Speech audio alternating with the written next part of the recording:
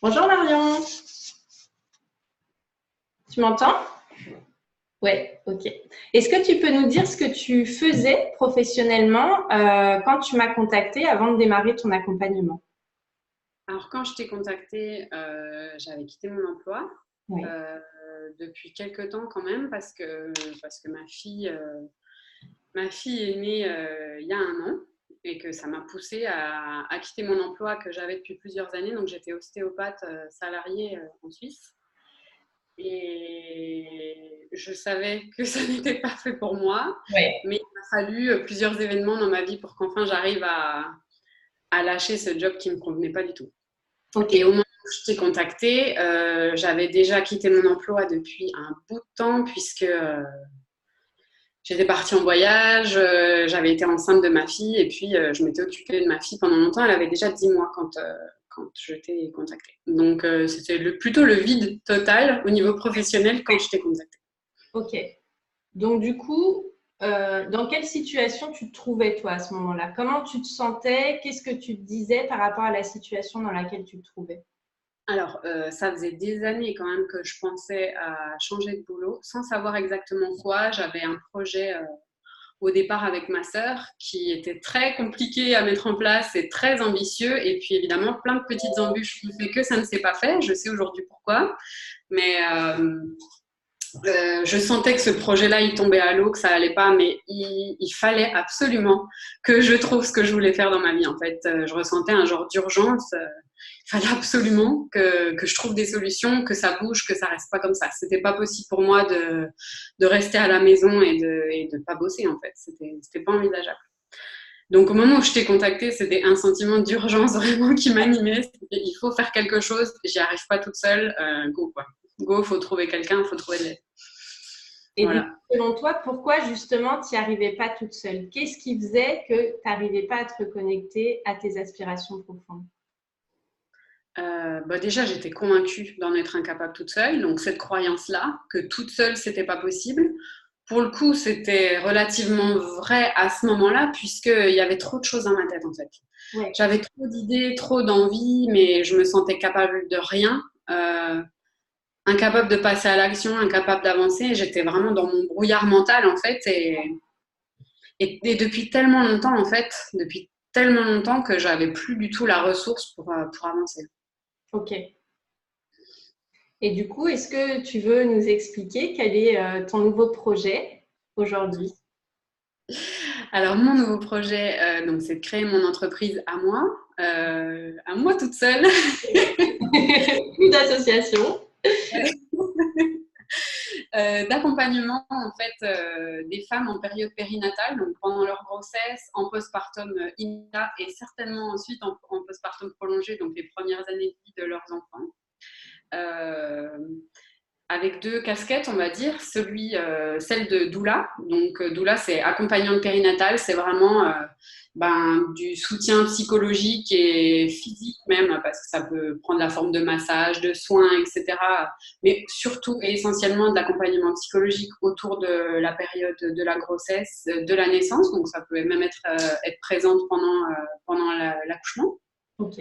Et en postpartum, en fait, prendre soin de cette toute nouvelle cellule familiale, ça peut même être prendre soin du papa dans une certaine mesure, c'est-à-dire l'écouter, le conseiller, etc. Et puis surtout, prendre soin de la maman.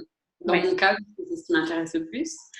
Et la deuxième casquette, c'est celle de coach, parce que en fait, j'ai pu expérimenter avec toi à quel point c'était génial d'aller en profondeur en fait dans les problématiques, dans les croyances, etc. D'aller travailler sur tout ça pour transcender qui on est.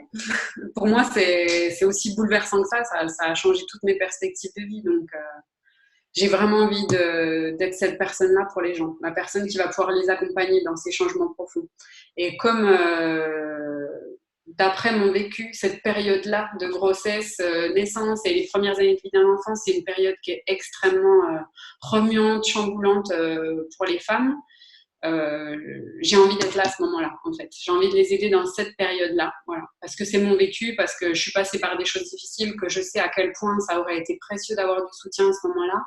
Et donc, j'ai envie d'être ce soutien-là et cet accompagnement-là pour les femmes. Super. Ouais. Comment tu te sens, toi, aujourd'hui, quand tu évoques ton projet? Qu'est-ce que tu dis? Ça se voit, mais… Ah ouais, en fait, je me sens vraiment à ma place, Oui. heureuse, enjouée. Donc, ça va impliquer que je me forme. Je ne pars pas de zéro puisque j'ai tout mon vécu d'ostéopathe, mais quand même, il va falloir que je me forme spécifiquement à ces deux métiers-là et je ressens une immense joie à l'idée de le faire. J'ai hâte, en fait. Je suis contente de ce que je vis là, mais c'est vrai que j'ai hâte de concrétiser tout ça. Voilà, je suis heureuse. Qu'est-ce qui fait justement que tu es certaine de ton choix aujourd'hui, que tu sais que tu es sur le bon projet, que tu es sur ton chemin? Je suis ma joie là, clairement, Ouais. ça me rend heureuse, ça fait du sens pour moi. Quand j'en parle, je sens que je suis convaincue de ce que je raconte et c'est tout. Je le sens, je le sais. C'est vrai que là, il y a pas tellement, c'est pas tellement le mental. Pour la première fois de ma vie, c'est juste ce qui me fait plaisir et c'est ça quoi. Super. Tout à l'heure, on parlait justement de qu'est-ce qui t'empêchait de te reconnecter à tes aspirations profondes et après, tu m'as parlé de peur, de croyances. Est-ce que tu penses qu'il y avait justement certaines peurs, certaines croyances qui t'empêchaient aussi de te reconnecter à ça et d'élaborer ce projet qui te correspond pleinement aujourd'hui? Euh, En fait, complètement, parce que ne serait-ce que l'idée d'être coach, c'est quelque chose qui m'avait déjà traversé l'esprit. Oui. En fait, je le savais, je pense, mais pour moi, c'était inconcevable. Pour moi, un coach, c'est quelqu'un au mode de vie parfait, qui devait être exemplaire, et comme je me savais imparfaite, étonnant, n'est-ce pas? C'est incroyable. Je suis déçue, Marie. Donc voilà, par exemple, ça, c'était une croyance pour moi. J'étais beaucoup trop imparfaite pour être un coach de quelqu'un. Oui. Alors qu'en fait, c'est ces failles-là qui font qui je suis, puis qui font que je saurais comprendre que les autres en ont, donc, et l'accepter, donc c'est quand même pas mal. Oui. Mais là, puis beaucoup de peur, en fait. Beaucoup de peur qui me limitait, ouais. J'étais vraiment nourrie et pétrie de peur tout le temps, quoi. Et d'aller travailler sur ça, ça m'a vraiment libérée sur beaucoup d'aspects. Super. Si tu avais quelque chose à dire justement à quelqu'un qui hésite aujourd'hui à se faire accompagner ou qui a peur que ma méthode ne fonctionne pas pour elle, qu'est-ce que tu aurais envie de lui dire, toi, aujourd'hui? Pour en avoir déjà parlé à des gens qui ont peur de faire des coachings, je pourrais dire que c'est le meilleur investissement que j'ai jamais fait de toute ma vie parce que j'ai pensé sur moi en fait. Et qu'est-ce qu'il y a de plus précieux que ça? Que ça a changé ma vie, que ce soit mon quotidien, mais aussi on en parlait tout à l'heure. En fait, ça m'a permis de me reconnecter à qui je suis, de comprendre mon identité. Et c'est quelque chose que j'ai cherché pendant 30 ans personnellement. Puis Magnifique. voilà, quoi, c'est une expérience transformatrice. Ça permet de ne pas rester empêtré dans ses croyances et puis dans une vie qui ne convient pas, en fait. Donc, pour moi, ça n'a pas de prix. Faites-le. Si vous en avez l'opportunité, faites-le. Ouais. Franchement, j'ai rien vécu de mieux que cette expérience-là. Ces 4 mois, ça a été hyper riche, hyper intense et je me suis vraiment, vraiment reconnaissante vis-à-vis de moi d'avoir osé prendre cette décision qui me faisait super peur et vis-à-vis de toi parce que je trouve que ton accompagnement, il est exceptionnel. C'est exactement ce dont j'avais besoin et j'ai suivi mon intuition parce que je ne te connaissais pas du tout quand je t'ai appelée. J'ai dû voir 2 ou 3 posts, c'est tout et meilleure décision. Il y a un truc en toi qui a dit on y va, c'est elle. Ouais.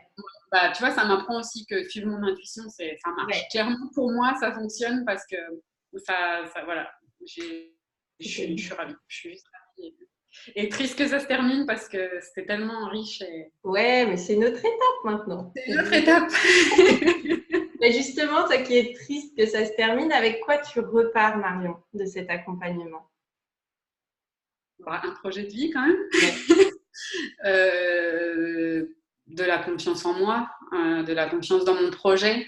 Ouais. Je me sens beaucoup plus libre, un poids en moins sur les épaules, mon brouillard mental qui s'est enfin arrêté parce qu'il sait où il va en fait. Donc on lui a donné une direction, un plan d'action et là on y va. Je repars avec un plan d'action, donc c'est pas mal. Très concrète et ça c'est chouette. Quoi. Voilà. Ok, merci beaucoup. Oh, merci à toi. Merci beaucoup.